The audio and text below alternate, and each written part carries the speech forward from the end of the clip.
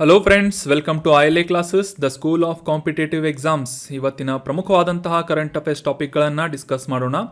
ಈಗ ಡಿಸ್ಕಸ್ ಮಾಡ್ತಾ ಇರುವಂತಹ ಕರೆಂಟ್ ಅಫೇರ್ಸ್ ನೋಟ್ಸ್ಗಳು ಮತ್ತು ಮಂತ್ಲಿ ಕಂಪೈಲೇಷನ್ ಕರೆಂಟ್ ಅಫೇರ್ಸ್ ನೋಟ್ಸ್ಗಳನ್ನು ಫ್ರೀಯಾಗಿ ಡೌನ್ಲೋಡ್ ಮಾಡಿಕೊಳ್ಳಲು ನಮ್ಮ Telegram channel I L A ಕ್ಲಾಸಸ್ಸನ್ನು ಸಬ್ಸ್ಕ್ರೈಬ್ ಮಾಡಿ. ಇವತ್ತಿನ ಡಿಸ್ಕಷನನ್ನು ಪ್ರಾರಂಭ ಮಾಡೋಣ.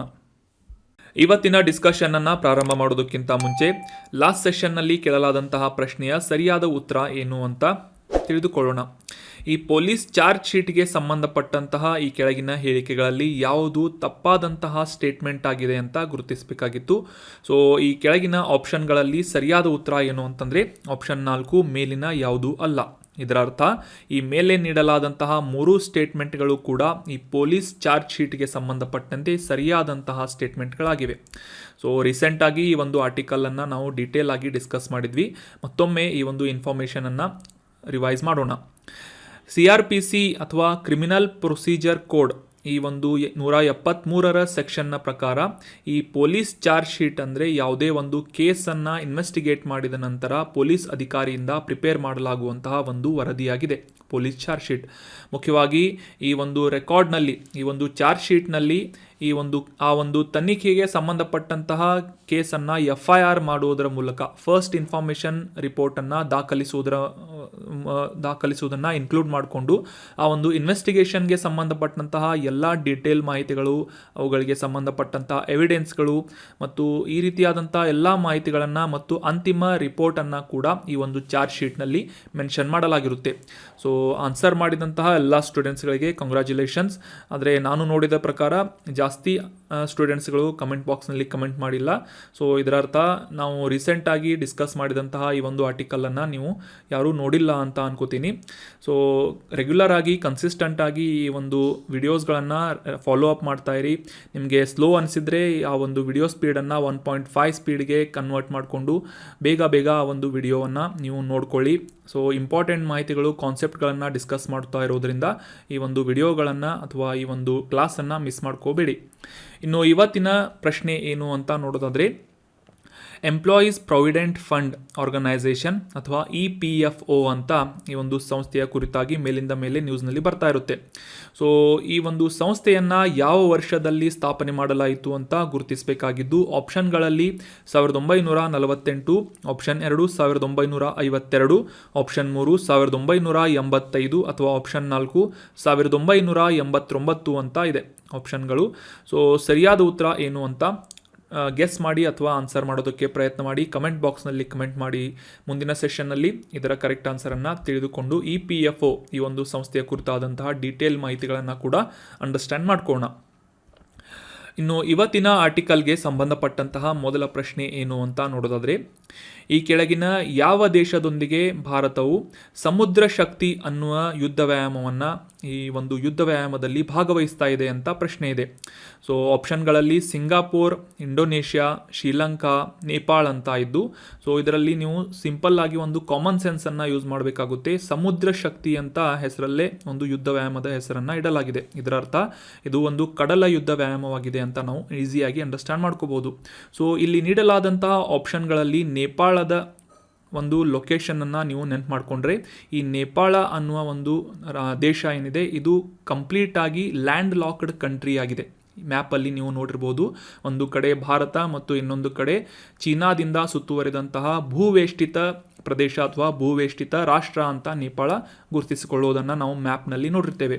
ಸೊ ಹೀಗಾಗಿ 4ನೇ ಆಪ್ಷನ್ ಕಂಪ್ಲೀಟ್ ಆಗಿ ಎಲಿಮಿನೇಟ್ ಆಗುತ್ತೆ. ಉಳಿದಂತಹ 3 ಆಪ್ಷನ್ಗಳಲ್ಲಿ ಸರಿಯಾದ ಉತ್ತರ ಯಾವುದು ಅಂತಂದರೆ ಆಪ್ಷನ್ 2 ಇಂಡೋನೇಷ್ಯಾ. ಈ ರೀತಿಯಾಗಿ ಕೆಲವೊಂದು ಸಲ ಕಾಮನ್ ಸೆನ್ಸ್ ಕೂಡ ನಿಮಗೆ ಎಲಿಮಿನೇಷನ್ ಮಾಡೋದಕ್ಕೆ ಸಾಕಷ್ಟು ಹೆಲ್ಪ್ ಮಾಡುತ್ತೆ. ಸೊ ಈ ರೀತಿಯಾಗಿ ಎಕ್ಸಾಮ್ನಲ್ಲಿ ಈ ಒಂದು ಎಲಿಮಿನೇಷನ್ ಮೆಥಡನ್ನು ಕೂಡ ಪ್ರಾಕ್ಟೀಸ್ ಮಾಡ್ತಾ ಇರಿ. ಈ ಭಾರತ ಮತ್ತು ಇಂಡೋನೇಷ್ಯಾದ ನಡುವೆ ನಡೆಯುವಂತಹ ಸಮುದ್ರ ಶಕ್ತಿ ಅನ್ನುವ ಒಂದು ಕಡಲ ವ್ಯಾಯಾಮದ 2023ರ 4ನೇ ಆವೃತ್ತಿಯಲ್ಲಿ, ಅಂದರೆ ಈ ಒಂದು ಯುದ್ಧ ವ್ಯಾಯಾಮವನ್ನು ಸತತ ಬಾರಿಗೆ ಇಂಡೋನೇಷ್ಯಾ ಮತ್ತು ಭಾರತ ಈ 2 ರಾಷ್ಟ್ರಗಳ ನಡುವೆ, ನೌಕಾಪಡೆಗಳ ನಡುವೆ 4ನೇ ಆವೃತ್ತಿಯಲ್ಲಿ ಈ ಒಂದು ಯುದ್ಧ ವ್ಯಾಯಾಮವನ್ನು ಕಂಡಕ್ಟ್ ಮಾಡಲಾಗ್ತಾ ಇದೆ. ಸೊ ಭಾರತ ಮತ್ತು ಇಂಡೋನೇಷ್ಯಾಗಳು ದ್ವಿಪಕ್ಷೀಯವಾಗಿ ಕಂಡಕ್ಟ್ ಮಾಡುವಂತಹ ಈ ಒಂದು ಯುದ್ಧ ವ್ಯಾಯಾಮವನ್ನು, ಇದರ 4ನೇ ಆವೃತ್ತಿಯನ್ನು ಇಂಡೋನೇಷ್ಯಾದ ಬಾಟಮ್ ಅನ್ನುವ ಪ್ರದೇಶದಲ್ಲಿ ನಡೆಸಲಾಗ್ತಾ ಇದೆ. ಮುಖ್ಯವಾಗಿ ಈ ಒಂದು ಸಮುದ್ರ ಶಕ್ತಿ ಅನ್ನುವ ಯುದ್ಧ ವ್ಯಾಯಾಮದಲ್ಲಿ ರೀಸೆಂಟ್ ರೀಸೆಂಟಾಗಿ ನಮ್ಮ ಭಾರತದ ನೌಕಾಪಡೆಯ ಪ್ರಮುಖವಾದಂತಹ ಯುದ್ಧ ನೌಕೆಯಾದಂತಹ INS ಕವರಟ್ಟಿ ಅನ್ನುವ ಒಂದು ವಾರ್ಶಿಪ್ಪನ್ನು ಕೂಡ ಕಳಿಸಲಾಗಿದೆ ಅಂತ ಈ ಒಂದು ಸಮುದ್ರ ಶಕ್ತಿ ಅನ್ನುವ ಈ ಒಂದು ಯುದ್ಧ ವ್ಯಾಯಾಮ ರೀಸೆಂಟಾಗಿ ನ್ಯೂಸ್ನಲ್ಲಿ ಪಬ್ಲಿಷ್ ಆಗಿತ್ತು. ಸೊ ಹೀಗಾಗಿ ಈ ಒಂದು ಸಮುದ್ರ ಶಕ್ತಿ ಅನ್ನುವ ಇಂಡೋನೇಷ್ಯಾ ಮತ್ತು ಭಾರತ ಈ ಎರಡೂ ರಾಷ್ಟ್ರಗಳ ನಡುವೆ ನಡೆಯುವಂತಹ ದ್ವಿಪಕ್ಷೀಯ ಕಡಲ ವ್ಯಾಯಾಮ ಅಥವಾ ಈ ಎರಡೂ ನೌಕಾಪಡೆಗಳ ನಡುವೆ ನಡೆಯುವಂತಹ ಕಡಲ ವ್ಯಾಯಾಮದ ಉದ್ದೇಶ ಏನು ಅಂತ ತಿಳ್ಕೊಳ್ಳೋದಾದರೆ, ಮುಖ್ಯವಾಗಿ ಇಂಡೋನೇಷ್ಯಾ ಮತ್ತು ಭಾರತ ಈ ಎರಡೂ ರಾಷ್ಟ್ರಗಳ ನಡುವೆ ಪರಸ್ಪರ ನೌಕಾಪಡೆಗಳ ಒಂದು ಪರಸ್ಪರ ಕಾರ್ಯಸಾಧ್ಯತೆಯನ್ನು ಇಂಪ್ರೂವ್ ಮಾಡುವುದು. ಕಾರ್ಯಸಾಧ್ಯತೆ ಅಂತಂದರೆ ಇಂಟರ್ ಆಪರೇಬಿಲಿಟಿ, ಪರಸ್ಪರ ಯಾವ ರೀತಿಯಾಗಿ ತಮ್ಮ ಒಂದು ಎಕ್ಸ್ಪರ್ಟೈಸ್ಗಳನ್ನು ಪರಸ್ಪರ ಹಂಚಿಕೊಳ್ಳುವುದರೊಂದಿಗೆ, ತಮ್ಮ ಒಂದು ಸ್ಕಿಲ್ಗಳನ್ನು ಹಂಚಿಕೊಳ್ಳುವುದರೊಂದಿಗೆ, ಕೌಶಲ್ಯಗಳನ್ನು ಹಂಚಿಕೊಳ್ಳುವುದರೊಂದಿಗೆ ಈ ಒಂದು ಪರಸ್ಪರ ಸಹಕಾರವನ್ನು ಉತ್ತೇಜಿಸುವಂತಹ ಒಂದು ಜಂಟಿ ಯುದ್ಧ ವ್ಯಾಯಾಮವಾಗಿ ಭಾರತ ಮತ್ತು ಇಂಡೋನೇಷ್ಯಾ ರಾಷ್ಟ್ರಗಳ ನಡುವೆ ಸಮುದ್ರ ಶಕ್ತಿ ಅನ್ನುವ ಯುದ್ಧ ವ್ಯಾಯಾಮವನ್ನು ಕಂಡಕ್ಟ್ ಮಾಡಲಾಗುತ್ತೆ. ಸೊ ಅಷ್ಟೇ ಅಲ್ಲದೆ ಈ ಒಂದು ಹಿಂದೂ ಮಹಾಸಾಗರದಲ್ಲಿರುವಂತಹ ಈ ಎರಡೂ ರಾಷ್ಟ್ರಗಳ ಒಂದು ಪರಸ್ಪರ ಶಾಂತಿ ಮತ್ತು ಸ್ಥಿರತೆಯನ್ನು ಕಾಪಾಡುವಂತಹ ಒಂದು ಉದ್ದೇಶವನ್ನು ಕೂಡ ಈ ಸಮುದ್ರ ಶಕ್ತಿ ಅನ್ನುವ ಯುದ್ಧ ವ್ಯಾಯಾಮ ಹೊಂದಿದೆ. ಸೊ ನೆನ್ಪಿಟ್ಕೊಳ್ಳಿ, ಇಂಡೋನೇಷ್ಯಾ ಮತ್ತು ಭಾರತದ ನಡುವೆ ಸಮುದ್ರ ಶಕ್ತಿ ಅನ್ನುವ ಈ ಕಡಲ ಯುದ್ಧ ವ್ಯಾಯಾಮದ 4ನೇ ಆವೃತ್ತಿಯನ್ನು ಇಂಡೋನೇಷ್ಯಾದಲ್ಲಿ ಆರ್ಗನೈಸ್ ಮಾಡಲಾಗ್ತಾ ಇದೆ. ಇನ್ನು ಮುಂದಿನ ಆರ್ಟಿಕಲ್ಗೆ ಸಂಬಂಧಪಟ್ಟಂತಹ ಪ್ರಶ್ನೆ, ಈ ಜೆನರಿಕ್ ಮೆಡಿಸನ್ ಬಗ್ಗೆ ಮೇಲಿಂದ ಮೇಲೆ ನೀವು ನೋಡ್ತಾ ಇರ್ತೀರಿ ಅಥವಾ ಓದ್ತಾ ಇರ್ತೀರಿ ನ್ಯೂಸ್ ಪೇಪರ್ನಲ್ಲಿ. ಸೊ ಈ ಜೆನರಿಕ್ ಮೆಡಿಸಿನ್ ಅಂದರೆ ಏನು ಅಂತ ಈ ಒಂದು ಆರ್ಟಿಕಲ್ನಲ್ಲಿ ಕ್ಲಿಯರ್ ಆಗಿ ಅಂಡರ್ಸ್ಟ್ಯಾಂಡ್ ಮಾಡ್ಕೊಳ್ಳೋಣ. ಅದಕ್ಕಿಂತ ಮುಂಚೆ ಒಂದು ಪ್ರಶ್ನೆ, ಈ ಜೆನರಿಕ್ ಮೆಡಿಸನ್ ಬಗ್ಗೆ ಹೇಳಲಾದಂತಹ ಈ ಕೆಳಗಿನ ಹೇಳಿಕೆಗಳಲ್ಲಿ ಯಾವುದು ತಪ್ಪಾದಂತಹ ಸ್ಟೇಟ್ಮೆಂಟ್ ಆಗಿದೆ ಅಂತ ಗುರುತಿಸಬೇಕಾಗಿದೆ. ಆಪ್ಷನ್ 1, ಈ ಜೆನರಿಕ್ ಮೆಡಿಸಿನ್ ಈ ಬ್ರ್ಯಾಂಡೆಡ್ ಔಷಧಕ್ಕೆ ಕಂಪೇರ್ ಮಾಡಿದರೆ ಅಥವಾ ಹೋಲಿಸಿದರೆ ಅದೇ ರೀತಿಯಾದಂತಹ ರಾಸಾಯನಿಕ ಅಂಶಗಳನ್ನು ಹೊಂದಿದೆ ಅಂತ ಇದೆ. ಆಪ್ಷನ್ 2, ಇದು ಬ್ರ್ಯಾಂಡೆಡ್ ಔಷಧಿಗಳಂತೆಯೇ ಅದೇ ರೀತಿಯಾದಂತಹ ಅಪಾಯಗಳು ಮತ್ತು ಪ್ರಯೋಜನಗಳನ್ನು ಒಳಗೊಂಡಿದೆ ಅಂತ ಇದೆ. ಆಪ್ಷನ್ 3, ಈ ಜೆನರಿಕ್ ಮೆಡಿಸನ್ ಈ ಬ್ರ್ಯಾಂಡೆಡ್ ಔಷಧಿಗೆ ಕಂಪೇರ್ ಮಾಡಿದರೆ ಅಥವಾ ತುಲನಾತ್ಮಕವಾಗಿ ಕಡಿಮೆ ವೆಚ್ಚವನ್ನು ಅಥವಾ ಕಡಿಮೆ ಖರ್ಚನ್ನು ಹೊಂದಿದೆ ಅಂತ ಇದೆ. ಸೊ ಆಪ್ಷನ್ 4, ಮೇಲಿನ ಯಾವುದೂ ಅಲ್ಲ ಅಂತ ಇದ್ದು ಸರಿಯಾದ ಉತ್ತರ ಏನಂತಂದರೆ ಆಪ್ಷನ್ 4, ಮೇಲಿನ ಯಾವುದೂ ಅಲ್ಲ. ಸೊ ಇದರ ಅರ್ಥ ಈ ಮೇಲೆ ನೀಡಲಾದಂತಹ ಎಲ್ಲ ಆಪ್ಷನ್ಗಳು ಕೂಡ ಜೆನರಿಕ್ ಮೆಡಿಸನ್ ಬಗ್ಗೆ ಕರೆಕ್ಟ್ ಆದಂತಹ ಸ್ಟೇಟ್ಮೆಂಟ್ಗಳಾಗಿವೆ. So option 4 is right answer. So ಈ ಜೆನರಿಕ್ ಮೆಡಿಸಿನ್ ರೀಸೆಂಟಾಗಿ ನ್ಯೂಸ್ನಲ್ಲಿ ಇತ್ತು. ಯಾಕೆ ಅಂತ ಕಾಂಟೆಕ್ಸ್ಟನ್ನು ಅರ್ಥ ಮಾಡ್ಕೊಳ್ಳೋದಾದರೆ, ಇತ್ತೀಚೆಗೆ ಕೇಂದ್ರ ಸರ್ಕಾರದಿಂದ ಈ ಸರ್ಕಾರಿ ಆಸ್ಪತ್ರೆಗಳಲ್ಲಿ ಮತ್ತು ಸೆಂಟ್ರಲ್ ಗೌರ್ಮೆಂಟ್ ಹೆಲ್ತ್ ಸ್ಕೀಮ್ನ ಅಡಿಯಲ್ಲಿ ವೆಲ್ನೆಸ್ ಸೆಂಟರ್ಗಳನ್ನು ಏನು ತೆರೆಯಲಾಗಿದೆ. ಸೊ ಆ ಡಾಕ್ಟರ್ಗಳಿಗೆ ಅಥವಾ ವೈದ್ಯರಿಗೆ ಈ ಜೆನರಿಕ್ ಔಷಧಗಳನ್ನು ಪ್ರಿಸ್ಕ್ರೈಬ್ ಮಾಡುವಂತೆ ಒಂದು ಎಚ್ಚರಿಕೆಯನ್ನು ನೀಡಲಾಗಿದೆ. ಸೊ ಫಾರ್ ಎಕ್ಸಾಂಪಲ್ ಈಗ ಏನಾಗ್ತಾ ಇರುತ್ತೆ ಅಂತಂದರೆ, ಈ ಸರ್ಕಾರಿ ಆಸ್ಪತ್ರೆಗಳಲ್ಲೂ ಕೂಡ ಈ ಮೆಡಿಕಲ್ ರಿಪ್ರೆಸೆಂಟೇಟಿವ್ಗಳು ಹೋಗಿ ತಮ್ಮ ಬ್ರ್ಯಾಂಡ್ನ ಔಷಧಿಯನ್ನು ಖರೀದಿಸುವಂತೆ ಅಥವಾ ಪ್ರಿಸ್ಕ್ರೈಬ್ ಮಾಡುವಂತೆ ಡಾಕ್ಟರ್ಗಳಿಗೆ ಕಮಿಷನ್ಗಳನ್ನು ನೀಡ್ತಾ ಇರ್ತಾರೆ.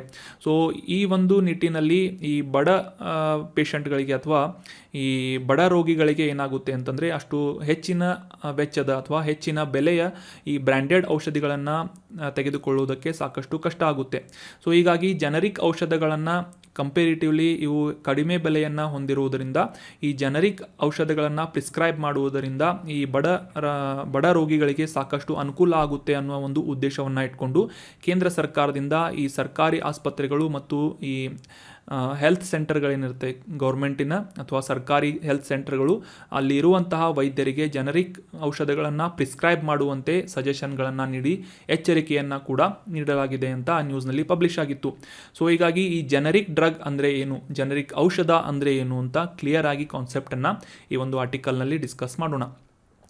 ಮುಖ್ಯವಾಗಿ ಯಾವುದೇ ಒಂದು ಬ್ರ್ಯಾಂಡೆಡ್ ಔಷಧಿಗೆ ಕಂಪೇರ್ ಮಾಡಿದರೆ ಅದೇ ರೀತಿಯಾದಂತಹ ಸಕ್ರಿಯ ಘಟಕಾಂಶಗಳು ಅಥವಾ ಆ್ಯಕ್ಟಿವ್ ಎಲಿಮೆಂಟ್ಸ್ ಅಂತ ಏನು ಕರಿತೇವೆ, ಸೊ ಅದೇ ರೀತಿಯಾದಂತಹ ಒಂದು ರಾಸಾಯನಿಕ ಅಂಶಗಳನ್ನು ಹೊಂದಿರುವಂತಹ ಸೇಮ್ ಕಂಟೆಂಟನ್ನು ಹೊಂದಿದಂತಹ ಔಷಧಗಳು ಜೆನರಿಕ್ ಔಷಧಿಗಳು ಅಂತ ಕರೆಯಲಾಗುತ್ತೆ. ಸೊ ಅಷ್ಟೇ ಅಲ್ಲದೆ ಈ ಒಂದು ಜೆನರಿಕ್ ಔಷಧಗಳು ಬ್ರ್ಯಾಂಡೆಡ್ ಔಷಧಿಗಳಿಗೆ ಕಂಪೇರ್ ಮಾಡಿದರೆ ಅದೇ ಒಂದು ರೀತಿಯ ಚಿಕಿತ್ಸಕ ಪರಿಣಾಮಗಳನ್ನು ಅಥವಾ ಮೆಡಿಸಿನಲ್ ಎಫೆಕ್ಟ್ಗಳನ್ನು ಹೊಂದಿರುತ್ತವೆ. ಸೊ ಮತ್ತು ಯಾವುದೇ ರೀತಿಯಾಗಿ ಈ ಬ್ರ್ಯಾಂಡೆಡ್ ಔಷಧಿಗಳಿಗೆ ಕಂಪೇರ್ ಮಾಡಿದರೆ ಅದೇ ಡೋಸಿಂಗ್ ಆಗಿರ್ಬೋದು ಅಥವಾ ಅದರ ಒಂದು ಸುರಕ್ಷತೆಯ ಒಂದು ಪ್ರಮಾಣ ಆಗಿರ್ಬೋದು, ಅದರ ಒಂದು ಎನರ್ಜಿ ಲೆವೆಲ್ ಶಕ್ತಿಯ ಪ್ರಮಾಣ ಆಗಿರ್ಬೋದು, ಗುಣಮಟ್ಟ ಆಗಿರ್ಬೋದು ಮತ್ತು ಈ ಔಷಧಿ ಕಾರ್ಯನಿರ್ವಹಿಸುವಂತಹ ವಿಧಾನ ಆಗಿರ್ಬೋದು, ಆ ಒಂದು ಔಷಧವನ್ನು ತೆಗೆದುಕೊಳ್ಳುವಂತಹ ವಿಧಾನ ಆಗಿರ್ಬೋದು ಮತ್ತು ಅದನ್ನು ಬಳಸಬೇಕಾದಂತಹ ವಿಧಾನ, ಎಲ್ಲ ರೀತಿಯಾದಂತಹ ವಿಧದಲ್ಲೂ ಕೂಡ ಈ ಜೆನರಿಕ್ ಔಷಧ ಬ್ರ್ಯಾಂಡೆಡ್ ಔಷಧಿಗೆ ಸೇಮ್ ಆದಂತಹ ಒಂದು ಇಕ್ವಿವಲೆಂಟ್ ಆದಂತಹ ಒಂದು ಅಲ್ಟರ್ನೇಟಿವ್ ಆಗಿರುತ್ತೆ. ಸೊ ಹೀಗಾಗಿ ಈ ಒಂದು ಜೆನರಿಕ್ ಔಷಧವನ್ನು ಸಜೆಸ್ಟ್ ಮಾಡುವಂತೆ ಅಥವಾ ಪ್ರಿಸ್ಕ್ರೈಬ್ ಮಾಡುವಂತೆ ಕೇಂದ್ರ ಸರ್ಕಾರದಿಂದ ವೈದ್ಯರಿಗೆ ಎಚ್ಚರಿಕೆಯನ್ನು ನೀಡಲಾಗ್ತಾ ಇದೆ. ಅಷ್ಟೇ ಅಲ್ಲದೆ ಈ ಒಂದು ಬ್ರ್ಯಾಂಡೆಡ್ ಔಷಧಿಗಳು ಹೊಂದಿರುವಂತಹ ಒಂದೇ ರೀತಿಯಾದಂತಹ ಕಂಟೆಂಟನ್ನು ಹೊಂದಿರುವುದರಿಂದ ಈ ಬ್ರ್ಯಾಂಡೆಡ್ ಔಷಧಿಗಳಿಂದ ಆಗುವಂತಹ ಅಪಾಯಗಳಾಗಿರ್ಬೋದು, ಪ್ರಯೋಜನಗಳಾಗಿರ್ಬೋದು, ಅವುಗಳಲ್ಲೂ ಕೂಡ ಒಂದು ಸಮಾನತೆಯನ್ನು ಜೆನರಿಕ್ ಔಷಧಗಳು ಹೊಂದಿರುತ್ತವೆ. ಫಾರ್ ಎಕ್ಸಾಂಪಲ್, ಯಾವುದೇ ರೀತಿಯಾದಂತಹ ಒಂದು ಸ್ಪೆಸಿಫಿಕ್ ಆದಂತಹ ಔಷಧಕ್ಕೆ ಒಂದು ಸೈಡ್ ಎಫೆಕ್ಟ್ ಏನಾದರೂ ಇದ್ದರೆ ಅದೇ ರೀತಿಯಾದಂತಹ ಕಂಟೆಂಟನ್ನು ಹೊಂದಿದಂತಹ ಜೆನರಿಕ್ ಔಷಧಕ್ಕೂ ಕೂಡ ಅದೇ ರೀತಿಯಾದಂತಹ ಸೇಮ್ ಸೈಡ್ ಎಫೆಕ್ಟ್ಗಳು ಇರುತ್ತವೆ. ಅದೇ ರೀತಿಯಾಗಿ ಪ್ರಯೋಜನಗಳು ಕೂಡ ಸೇಮ್ ಆಗಿ ಇರುತ್ತವೆ. ಸೊ ಈ ಜೆನರಿಕ್ ಔಷಧ ಅಂದರೆ ಏನು ಅಂತ ಕ್ಲಿಯರ್ ಆಗಿ ಅಂಡರ್ಸ್ಟ್ಯಾಂಡ್ ಮಾಡ್ಕೊಳ್ಳೋದಾದರೆ, ಯಾವುದೇ ಒಂದು ಔಷಧಿಯನ್ನು ಕಂಡುಹಿಡಿಯುವಂತಹ ನಿಟ್ಟಿನಲ್ಲಿ ಸಾಕಷ್ಟು ದೊಡ್ಡ ದೊಡ್ಡ ಕಂಪನಿಗಳು, ಬ್ರ್ಯಾಂಡೆಡ್ ಕಂಪನಿಗಳು ಸಾಕಷ್ಟು ರಿಸರ್ಚನ್ನು ಅಥವಾ ಸಂಶೋಧನೆಯನ್ನು ನಡೆಸ್ತಾ ಇರುತ್ತೆ. ಸೊ ಯಾವುದೇ ಒಂದು ರೋಗಕ್ಕೆ ಔಷಧಿಯನ್ನು ಕಂಡುಹಿಡಿದಂತಹ ಸಂದರ್ಭದಲ್ಲಿ ಆ ಒಂದು ರಿಸರ್ಚ್ ಮಾಡಿದಂತಹ ಒಂದು ವೆಚ್ಚ ಏನಿರುತ್ತೆ ಅದನ್ನು ಪಡೆದುಕೊಳ್ಳುವಂತಹ ಒಂದು ನಿಟ್ಟಿನಲ್ಲಿ ಪೇಟೆಂಟ್ಗಳಿಗೆ ಅಪ್ಲೈ ಮಾಡುತ್ತೆ. ಗೌರ್ಮೆಂಟ್ಗಳಿಂದ ಈ ಪೇಟೆಂಟ್ಗಳಿಗೆ ಒಂದು ಅಪ್ರೂವಲನ್ನು ನೀಡಿದ ನಂತರ ಆ ಬ್ರ್ಯಾಂಡೆಡ್ ಕಂಪನಿಗಳಿಗೆ ಆ ಔಷಧವನ್ನು ಒಂದು ಎಕ್ಸ್ಕ್ಲೂಸಿವ್ ಆಗಿ ಅಥವಾ ವೈಶಿಷ್ಟ್ಯವಾಗಿ ಮ್ಯಾನುಫ್ಯಾಕ್ಚರ್ ಮಾಡುವಂತಹ ಒಂದು ಪರ್ಮಿಷನನ್ನು ನೀಡಲಾಗುತ್ತೆ. ಸೊ ಆದರೆ ಈ ಒಂದು ಪರ್ಮಿಷನ್ ಏನಿರುತ್ತೆ ಕೆಲವೊಂದಿಷ್ಟು ವರ್ಷಗಳವರೆಗೆ ಮಾತ್ರ ರಿಸರ್ವ್ ಆಗಿ ಆ ಒಂದು ಬ್ರ್ಯಾಂಡೆಡ್ ಕಂಪನಿಗಳಿಗೆ ಇರುತ್ತೆ. ಆ ಒಂದು ಅವಧಿ ಮುಗಿದ ನಂತರ ಆ ಔಷಧವನ್ನು ಜೆನರಿಕ್ ಔಷಧವಾಗಿ ಇತರ ಕಂಪನಿಗಳು ಕೂಡ ಆ ಒಂದು ಸೇಮ್ ಕಂಟೆಂಟನ್ನು ಕಾಪಿ ಮಾಡಿಕೊಂಡು ತಯಾರು ಮಾಡುವಂತಹ ಅಥವಾ ಉತ್ಪಾದನೆ ಮಾಡುವಂತಹ ಹಕ್ಕನ್ನು ಪಡೆದುಕೊಳ್ಳುತ್ತವೆ.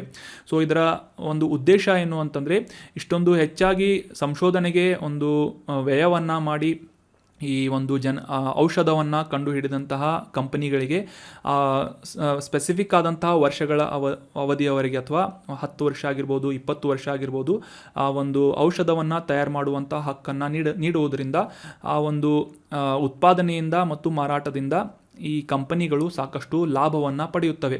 ಸೊ ಈ ಒಂದು ರಿಸರ್ವೇಷನನ್ನು ಮಾಡುವುದರ ಮೂಲಕ ಕಂಪನಿಗಳಿಗೂ ಕೂಡ ಒಂದು ಲಾಭ ಮಾಡಿಕೊಳ್ಳುವಂಥ ಅವಕಾಶವನ್ನು ಸರ್ಕಾರಗಳು ಮಾಡಿಕೊಡುತ್ತವೆ.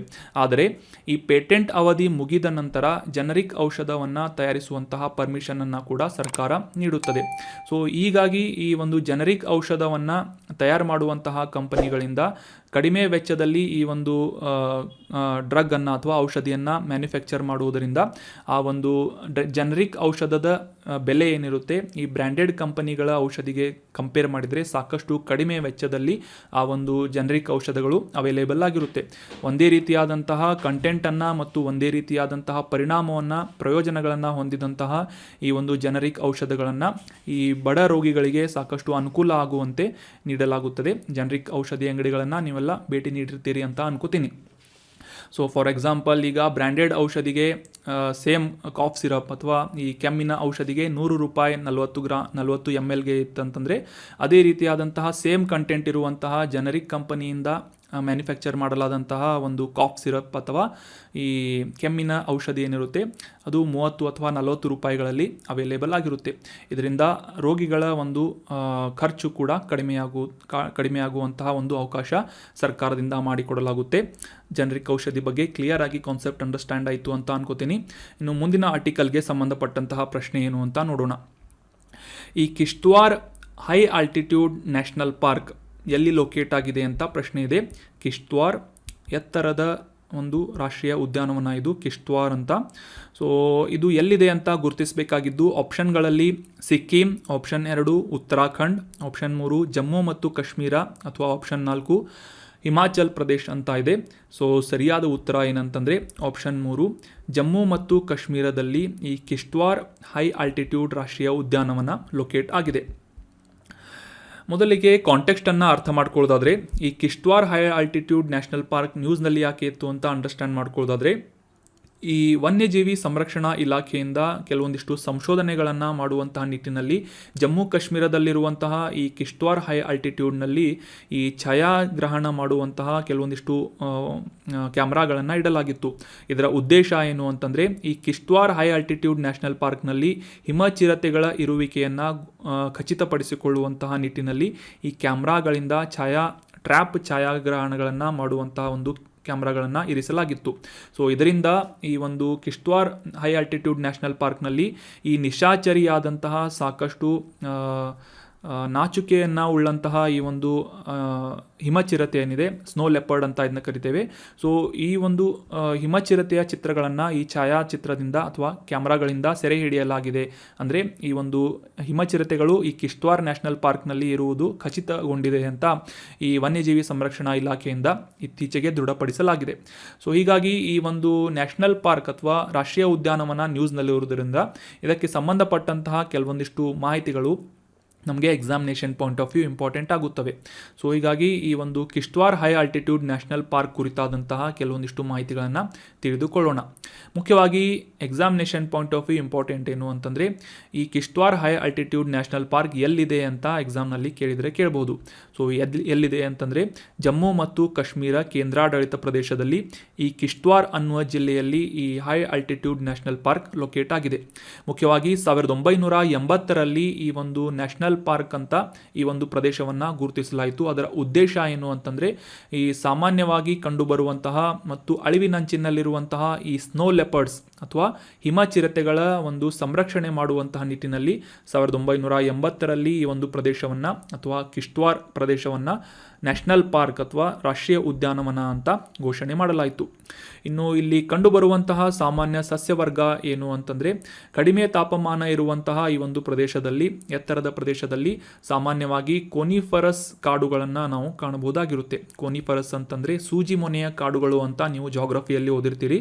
ಸೊ ಆ ರೀತಿಯಾದಂತಹ ಗಿಡಗಳನ್ನು ಹೆಚ್ಚಾಗಿ ಈ ಒಂದು ಕಿಶ್ತ್ವಾರ್ ಹೈ ಆಲ್ಟಿಟ್ಯೂಡ್ ನ್ಯಾಷನಲ್ ಪಾರ್ಕ್ನಲ್ಲಿ ನಾವು ಕಾಣಬಹುದಾಗಿದ್ದು, ಅದರಲ್ಲಿ ಮುಖ್ಯವಾಗಿ fir, Himalayan yew, deodar, blue pine ಅಥವಾ ಕೈಲ್ ಮತ್ತು ಸ್ಪ್ರೂಸ್ಗಳಂತಹ ಸಾಕಷ್ಟು ವೈವಿಧ್ಯಮಯವಾದಂತಹ ಮೊನಚು ಎಲೆಯನ್ನು ಹೊಂದಿದಂತಹ ಗಿಡಗಳನ್ನು ನಾವು ಇಲ್ಲಿ ಕಾಣಬಹುದಾಗಿದೆ.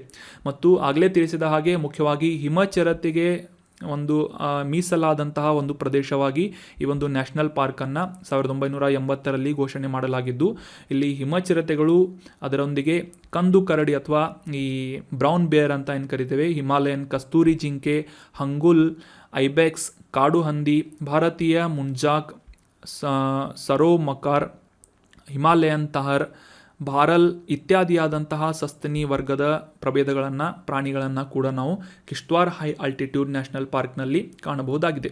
ಸೊ ನೆನ್ಪಿಟ್ಕೊಳ್ಳಿ, ವೆರಿ ಇಂಪಾರ್ಟೆಂಟ್ ಏನು ಅಂತಂದರೆ ಜಮ್ಮು ಮತ್ತು ಕಾಶ್ಮೀರ ಕೇಂದ್ರಾಡಳಿತ ಪ್ರದೇಶದಲ್ಲಿ ಈ ಕಿಶ್ತ್ವಾರ್ ಜಿಲ್ಲೆಯಲ್ಲಿ ಈ ಒಂದು ನ್ಯಾಷನಲ್ ಪಾರ್ಕ್ ಲೊಕೇಟ್ ಆಗಿದೆ. ಇನ್ನು ಮುಂದಿನ ಆರ್ಟಿಕಲ್ಗೆ ಸಂಬಂಧಪಟ್ಟಂತಹ ಪ್ರಶ್ನೆ, ಈ ಕಿರು ಅನ್ನುವ ಹೆಸರಿನ ಜಲವಿದ್ಯುತ್ ಯೋಜನೆ ಎಲ್ಲಿ ಸ್ಥಾಪನೆಯಾಗ್ತಾ ಇದೆ ಅಂತ ಪ್ರಶ್ನೆ ಇದೆ. ಆಪ್ಷನ್ಗಳಲ್ಲಿ ಅರುಣಾಚಲ್ ಪ್ರದೇಶ್, ಆಪ್ಷನ್ 2 ಮೇಘಾಲಯ, ಆಪ್ಷನ್ 3 ಜಮ್ಮು ಮತ್ತು ಕಾಶ್ಮೀರ, ಆಪ್ಷನ್ 4 ಆಂಧ್ರ ಪ್ರದೇಶ್ ಅಂತ ಇದ್ದು ಸರಿಯಾದ ಉತ್ತರ ಆಪ್ಷನ್ 3 ಜಮ್ಮು ಮತ್ತು ಕಾಶ್ಮೀರದಲ್ಲಿ ಈ ಕಿರು ಜಲವಿದ್ಯುತ್ ಯೋಜನೆ ಪ್ರಾರಂಭವಾಗಿದೆ. So option 3 is right answer. ಮೊದಲಿಗೆ ಈ ಕಿರು ಜಲವಿದ್ಯುತ್ ಯೋಜನೆ ಅಥವಾ ಹೈಡಲ್ ಪ್ರಾಜೆಕ್ಟ್ ಯಾಕೆ ನ್ಯೂಸ್ನಲ್ಲಿತ್ತು ಅಂತ ಕಾಂಟೆಕ್ಸ್ಟನ್ನು ಅರ್ಥ ಮಾಡ್ಕೊಳ್ಳೋದಾದರೆ, ಈ ಒಂದು ಕಿರು ಜಲವಿದ್ಯುತ್ ಯೋಜನೆ ಇದರ ಒಂದು ಕಾಮಗಾರಿಯಲ್ಲಿ ಸುಮಾರು 2200 ಕೋಟಿ ರೂಪಾಯಿಗಳ ಒಂದು ಪ್ರಾಜೆಕ್ಟ್ನಲ್ಲಿ ಸಾಕಷ್ಟು ಭ್ರಷ್ಟಾಚಾರ ನಡೆದಿದೆ ಅಂತ ಒಂದು ಕೇಸನ್ನು ದಾಖಲಿಸಲಾಗಿದೆ. ಈ ಒಂದು ಕೇಸನ್ನು ನಮ್ಮ ನ್ಯಾಷನಲ್ ಇನ್ವೆಸ್ಟಿಗೇಷನ್ ಏಜೆನ್ಸಿ ಅಥವಾ ಕೇಂದ್ರ ತನಿಖಾ ದಳಕ್ಕೆ ವಹಿಸಲಾಗಿದ್ದು, ಸದ್ಯಕ್ಕೆ ದೆಹಲಿ ಮತ್ತು ರಾಜಸ್ಥಾನದ 12 ಸ್ಥಳಗಳಲ್ಲಿ ಈ ಒಂದು ಕೇಸ್ಗೆ ಕುರಿತಾದಂತಹ ಶೋಧಗಳನ್ನು ನಡೆಸಲಾಗಿದೆ ಅಂತ ಈ ಕಿರು ಹೈಡ್ರೋ ಎಲೆಕ್ಟ್ರಿಕ್ ಪ್ರಾಜೆಕ್ಟ್ ನ್ಯೂಸ್ನಲ್ಲಿ ಬಂದಿತ್ತು. ಸೊ ಹೀಗಾಗಿ ಈ ಒಂದು ಜಲವಿದ್ಯುತ್ ಯೋಜನೆಗೆ ಕುರಿತಾದಂತಹ ಕೆಲವೊಂದಿಷ್ಟು ಪ್ರಮುಖ ಮಾಹಿತಿಗಳನ್ನು ಈ ಒಂದು ಆರ್ಟಿಕಲ್ನಲ್ಲಿ ಡಿಸ್ಕಸ್ ಮಾಡೋಣ. ಮುಖ್ಯವಾಗಿ examination point of view important ಏನು ಅಂತಂದರೆ ಈ ಒಂದು ಜಲವಿದ್ಯುತ್ ಯೋಜನೆ, ಕಿರು ಅನ್ನುವ ಜಲವಿದ್ಯುತ್ ಯೋಜನೆಯನ್ನು ಯಾವ ನದಿಯ ಮೇಲೆ ನಿರ್ಮಾಣ ಮಾಡಲಾಗ್ತಾ ಇದೆ ಅಂತ ಏನಾದರೂ ಪ್ರಶ್ನೆ ಬಂದರೆ ಸರಿಯಾದ ಉತ್ತರ ಚೆನಾಬ್ ಅನ್ನುವ ನದಿ ಆಗಿರುತ್ತೆ. ಆಬ್ವಿಯಸ್ಲಿ ಚೆನಾಬ್ ನದಿ ಜಮ್ಮು ಮತ್ತು ಕಾಶ್ಮೀರದಲ್ಲಿ ಹರಿಯುವಂತಹ ಒಂದು ಪ್ರಮುಖ ನದಿಯಾಗಿದ್ದು, ಈ ಕಿರು ಜಲವಿದ್ಯುತ್ ಯೋಜನೆಯನ್ನು ಚೆನಾಬ್ ನದಿಯ ಮೇಲೆ ನಿರ್ಮಾಣ ಮಾಡಲಾಗ್ತಾ ಇದೆ. ಕಿಶ್ತ್ವಾರ್ ಜಿಲ್ಲೆಯಲ್ಲಿ ಅಂದರೆ ಜಮ್ಮು ಮತ್ತು ಕಾಶ್ಮೀರದ ಕಿಶ್ತ್ವಾರ್ ಜಿಲ್ಲೆಯಲ್ಲಿ ಈ ಕಿರು ಗ್ರಾಮದ ಬಳಿ ಈ ಒಂದು ಹೈಡ್ರೋ ಎಲೆಕ್ಟ್ರಿಕ್ ಪ್ರಾಜೆಕ್ಟನ್ನು ನಿರ್ಮಾಣ ಮಾಡಲಾಗ್ತಾ ಇದ್ದು ಸುಮಾರು 624 ಮೆಗಾವ್ಯಾಟ್ಗಳಷ್ಟು ವಿದ್ಯುತ್ತನ್ನು ಈ ಒಂದು ನೀರಿನಿಂದ ಅಥವಾ ರನ್ ಆಫ್ ರಿವರ್ ಯೋಜನೆಯ ಮೂಲಕ ವಿದ್ಯುತ್ತನ್ನು ಉತ್ಪಾದನೆ ಮಾಡುವಂತಹ ಗುರಿಯನ್ನು ಹಾಕಿಕೊಳ್ಳಲಾಗಿದೆ. ಸೊ ಅಷ್ಟೇ ಅಲ್ಲದೆ ಈ ಕಿರು ಜಲವಿದ್ಯುತ್ ಯೋಜನೆಯಿಂದ ಫಲವನ್ನು ಪಡೆಯುವಂತಹ ಅಥವಾ ಪ್ರಯೋಜನವನ್ನು ಪಡೆಯುವಂತಹ ಕೆಲವೊಂದಿಷ್ಟು ಪ್ರಮುಖ ರಾಜ್ಯ ಮತ್ತು ಕೇಂದ್ರಾಡಳಿತ ಪ್ರದೇಶಗಳು ಯಾವುವು ಅಂತಂದರೆ ಜಮ್ಮು ಮತ್ತು ಕಾಶ್ಮೀರ ಕೇಂದ್ರಾಡಳಿತ ಪ್ರದೇಶ, ಹಿಮಾಚಲ್ ಪ್ರದೇಶ್, ಪಂಜಾಬ್, ಹರಿಯಾಣ, ಉತ್ತರ ಪ್ರದೇಶ್, ಉತ್ತರಾಂಚಲ್, ರಾಜಸ್ಥಾನ್, ಚಂಡೀಗಢ ಮತ್ತು ದೆಹಲಿ ಕೇಂದ್ರಾಡಳಿತ ಪ್ರದೇಶ. ಈ ರೀತಿಯಾದಂತಹ ಸಾಕಷ್ಟು ಪ್ರದೇಶಗಳಿಗೆ ವಿದ್ಯುತ್ತನ್ನು ಸರಬರಾಜು ಮಾಡುವಂತಹ ಈ ಒಂದು ವಿದ್ಯುತ್ ಉತ್ಪಾದನೆ ಮಾಡುವಂತಹ ಜಲವಿದ್ಯುತ್ ಯೋಜನೆ ಕಿರು ಜಲವಿದ್ಯುತ್ ಯೋಜನೆ ಆಗಿದೆ. ಈ ಚೆನಾಬ್ ನದಿಯ ಮೇಲೆ ಸುಮಾರು 135 ಮೀಟರ್ಗಳು ಎತ್ತರದ ಮೇಲೆ ಈ ಒಂದು ಡ್ಯಾಮನ್ನು, ಈ ಕಾಂಕ್ರೀಟ್ ಗ್ರಾವಿಟೇಷನಲ್ ಡ್ಯಾಮನ್ನು ನಿರ್ಮಾಣ ಮಾಡಲಾಗ್ತಾ ಇದೆ. ಕಾಂಕ್ರೀಟ್ ಗುರುತ್ವಾಕರ್ಷಣೆಯ ಒಂದು ಅಣೆಕಟ್ಟು ಅಂತ ನಾವು ಕನ್ನಡದಲ್ಲಿ ಅಂಡರ್ಸ್ಟ್ಯಾಂಡ್ ಮಾಡ್ಕೋಬೋದು. ಸೊ ನೆನ್ಪಿಟ್ಕೊಳ್ಳಿ, ಕಿರು ಜಲ ವಿದ್ಯುತ್ ಯೋಜನೆ ಚೆನಾಬ್ ನದಿಯ ಮೇಲೆ ನಿರ್ಮಾಣ ಮಾಡಲಾಗ್ತಾ ಇದ್ದು ಜಮ್ಮು ಮತ್ತು ಕಾಶ್ಮೀರ ಕೇಂದ್ರಾಡಳಿತ ಪ್ರದೇಶದಲ್ಲಿ ಈ ಒಂದು ಕಿರು ಅನ್ನುವ ಜಿಲ್ಲೆ ಲೊಕೇಟ್ ಆಗಿದೆ. So that was all. Kishtwar ಅನ್ನುವ ಜಿಲ್ಲೆಯಲ್ಲಿ ಕಿರು ಅನ್ನುವ ಗ್ರಾಮದಲ್ಲಿ ಈ ಒಂದು ಜಲವಿದ್ಯುತ್ ಯೋಜನೆಯನ್ನು ನಿರ್ಮಾಣ ಮಾಡಲಾಗ್ತಾ ಇದೆ. So that was all about today's articles. ಈಗ ಡಿಸ್ಕಸ್ ಮಾಡಲಾದಂಥ ಎಲ್ಲ ಆರ್ಟಿಕಲ್ಸ್ಗಳನ್ನು ಮತ್ತೊಮ್ಮೆ ರಿವೈಸ್ ಮಾಡಿಬಿಡೋಣ. ಮೊದಲನೇ ಆರ್ಟಿಕಲ್ನಲ್ಲಿ ಇಂಡೋನೇಷ್ಯಾ ಮತ್ತು ಭಾರತದ ನಡುವೆ ನಡೆಯುವಂತಹ ಕಡಲ ವ್ಯಾಯಾಮ ಸಮುದ್ರ ಶಕ್ತಿ ಅನ್ನುವ ಯುದ್ಧ ವ್ಯಾಯಾಮವನ್ನು ಇಂಡೋನೇಷ್ಯಾದಲ್ಲಿ ಆಯೋಜನೆ ಮಾಡಲಾಗ್ತಾ ಇದೆ ಮತ್ತು ಇದರ ಉದ್ದೇಶ ಏನು ಅಂತ ಕ್ಲಿಯರ್ ಆಗಿ ಅಂಡರ್ಸ್ಟ್ಯಾಂಡ್ ಮಾಡ್ಕೊಂಡ್ವಿ. ನಂತರದ ಆರ್ಟಿಕಲ್ನಲ್ಲಿ ಈ ಜನರಿಕ್ ಔಷಧಿಗೆ ಸಂಬಂಧಪಟ್ಟಂತಹ ಕಾನ್ಸೆಪ್ಟನ್ನು ಅಂಡರ್ಸ್ಟ್ಯಾಂಡ್ ಮಾಡ್ಕೊಂಡ್ವಿ. ಜನರಿಕ್ ಔಷಧ ಅಂದರೆ ಏನು ಅಂತ ಕ್ಲಿಯರ್ ಆಗಿ ಅಂಡರ್ಸ್ಟ್ಯಾಂಡ್ ಮಾಡ್ಕೊಳ್ಳೋದರ ಮೂಲಕ ಈ ಬ್ರ್ಯಾಂಡೆಡ್ ಔಷಧಿ ಮತ್ತು ಜನರಿಕ್ ಔಷಧಿಗೆ ಇರುವಂತಹ ಒಂದು ಸಂಬಂಧ ಮತ್ತು ವ್ಯತ್ಯಾಸಗಳನ್ನು ಕೂಡ ಅಂಡರ್ಸ್ಟ್ಯಾಂಡ್ ಮಾಡ್ಕೊಂಡ್ವಿ. ನಂತರದ ಆರ್ಟಿಕಲ್ನಲ್ಲಿ ಈ ಕಿಶ್ತ್ವಾರ್ ಹೈ ಆಲ್ಟಿಟ್ಯೂಡ್ ರಾಷ್ಟ್ರೀಯ ಉದ್ಯಾನವನ, ಮುಖ್ಯವಾಗಿ ಈ ಹಿಮಚಿರತೆಗಳ ಸಂರಕ್ಷಣೆಗಾಗಿ ಇರುವಂತಹ ಈ ಒಂದು ನ್ಯಾಷನಲ್ ಪಾರ್ಕ್ ಜಮ್ಮು ಮತ್ತು ಕಾಶ್ಮೀರ ಕೇಂದ್ರಾಡಳಿತ ಪ್ರದೇಶದಲ್ಲಿದೆ ಅಂತ ಇದರ ವಿಶೇಷತೆಗಳನ್ನು ಕೂಡ ಕ್ಲಿಯರ್ ಆಗಿ ಅಂಡರ್ಸ್ಟ್ಯಾಂಡ್ ಮಾಡ್ಕೊಂಡ್ವಿ. ನಂತರದ ಆರ್ಟಿಕಲ್ನಲ್ಲಿ ಜಮ್ಮು ಮತ್ತು ಕಾಶ್ಮೀರದಲ್ಲಿ ಚೆನಾಬ್ ನದಿಯ ಮೇಲೆ ನಿರ್ಮಾಣ ಮಾಡಲಾಗ್ತಾ ಇರುವಂತಹ ಕಿರು ಜಲ ವಿದ್ಯುತ್ ಯೋಜನೆಯ ಕುರಿತಾದಂತಹ ಡೀಟೇಲ್ ಮಾಹಿತಿಗಳನ್ನು ಡಿಸ್ಕಸ್ ಮಾಡಿದ್ವಿ. So that was all about today's discussion. ಈ ಕಂಟೆಂಟನ್ನು ನಿಮ್ಮ ಎಲ್ಲ ಫ್ರೆಂಡ್ಸ್ಗಳ ಜೊತೆ ಶೇರ್ ಮಾಡಿ ಮತ್ತು ಇದರ ಒಂದು ನೋಟ್ಸ್ಗಳನ್ನು ನಮ್ಮ ವೆಬ್ಸೈಟ್ ಮತ್ತು ಟೆಲಿಗ್ರಾಮ್ ಚಾನಲ್ನಲ್ಲಿ ಅವೈಲೇಬಲ್ ಆಗಿರುತ್ತೆ. ಅಲ್ಲಿಂದ ಫ್ರೀಯಾಗಿ ಡೌನ್ಲೋಡ್ ಮಾಡಿಕೊಂಡು ಕರೆಂಟ್ ಅಫೇರ್ಸ್ ನ್ಯೂಸನ್ನು ರಿವೈಸ್ ಮಾಡ್ಕೋಬೋದು ಅಂತ ಹೇಳ್ತಾ thank you so much for joining the discussion. Have an awesome day.